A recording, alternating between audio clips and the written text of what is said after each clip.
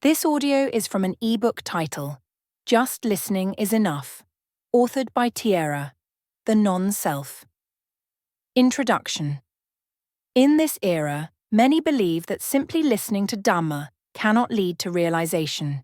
They think one must practice, walk meditation, sit in deep concentration, strive and discipline the mind until it is exhausted before any letting go can happen. Yet, in the time of the Buddha, countless people awakened merely by listening for a short moment. They listened and understood so clearly that all doubt dissolved. They saw the truth as it is, and thus were liberated. Why is there such a difference between then and now? The difference lies in the one who delivers the teaching. If the speaker has not truly realized the mind and has not seen the pure nature of consciousness, then their teaching will lead listeners into methods of practice to achieve something. But the more one practices with a sense of gaining, the more the sense of self increases. Listening can lead to awakening when the Dhamma is spoken by one who has realized, one who points directly to what is here now, allowing the listener to see clearly that form is not self, and mentality is not self. When the truth is shown in this way, the mind no longer seeks a method or a state to attain, but simply recognizes what is already present. There is no need to search beyond this moment. This book is arranged to guide the reader to look directly into their own mind, seeing the truth that is present in every moment. It invites the reader to notice that the voice, the thought, the feeling, and the sense of knowing arise and pass on their own. When one listens in this way without trying to control or interpret, the natural clarity of the mind reveals itself. Listening to Dhamma is the most direct and effortless path to liberation, because it returns us to the truth that has always been here. We are the mind, the pure element. Everyone has a mind, yet almost no one knows what the mind truly is. We believe that we are the body, the thoughts, the inner voice, the images, the emotions, the memories, or the sense of knowing. But all of these are only temporary appearances, like the outer layers of a fruit. The true essence is the seed. Likewise, our true nature is a formless, clear, pure life element that is neither born nor dies. When this is misunderstood, we struggle endlessly. We cling to the body as if it were ourselves, even though it can decay at any moment. Every generation has passed away, yet we do not recognize this truth. Not only the body, but also thought, emotion, and memory arise and move on their own. The thinking voice thinks on its own. Emotion appears on its own. Images arise on their own. There is no one inside directing any of it. When one sees that the outer layers are not the self, and only the essence remains, one realizes that what is here is simply the pure, formless nature of knowing without a self to know it. Why listening? No longer leads to awakening. Today, listening to Dhamma is often used as a way to find methods to practice. People listen in order to do something to achieve something. But the truth does not need to be reached. It is already here. What must be seen is the very thought that is trying to reach Dhamma. That is what must be understood.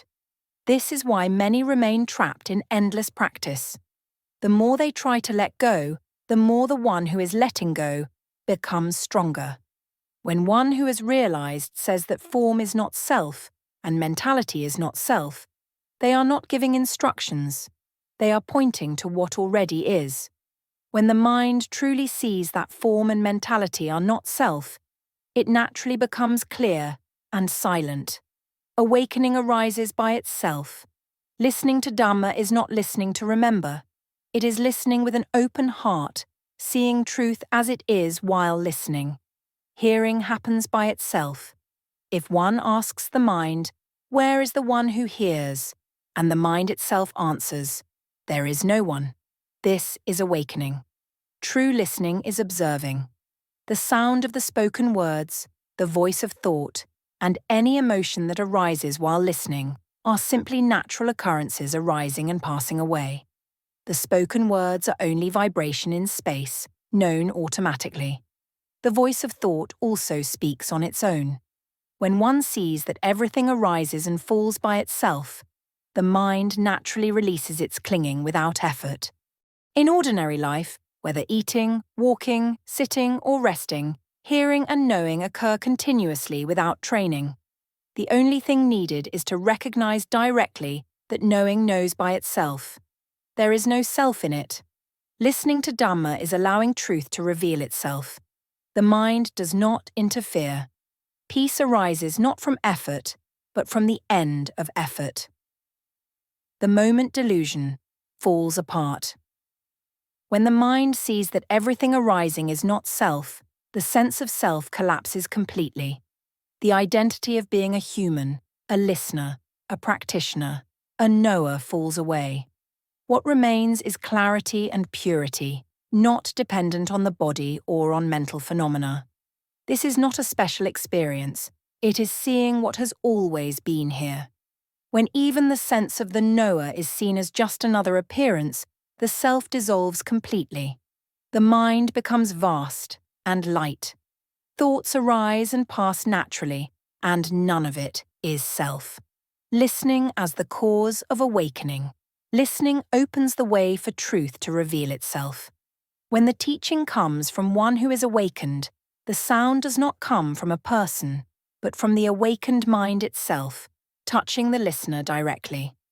The mind opens quietly, like a door unlatched. No interpreting is needed, no memorizing. Meaning is created by thought. Awakening arises from direct seeing that there is no thinker, no listener, no knower. When listening with a quiet heart, sound merges with inner silence. The mind sees that form, emotion, and memory are not self. What remains is pure, clear knowing that has no name. That is what we are. When this is realized, there is no more rebirth, because there is nothing left that can be born. Conclusion. Just listening can lead to awakening. There is no need to search or force the mind to be empty. Emptiness is already here. Listening simply allows it to reveal itself. Listen quietly, without expectation. See that sound, thought, and feeling arise and dissolve on their own. Life continues as before, but within there is spaciousness and freedom. Listening is the return home to the original nature that has never come or gone. There is nowhere to travel. What we seek is already here, in the pure knowing that is not anything at all. When this is seen, suffering has no meaning. What remains is the timeless purity of truth. Just listening is enough.